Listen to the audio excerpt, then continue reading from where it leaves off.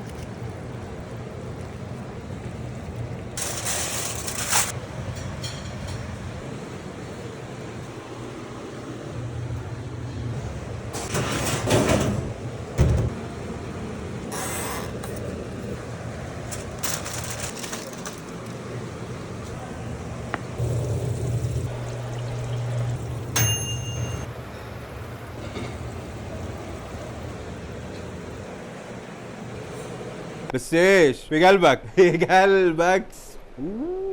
يا سيدي يا سيدي.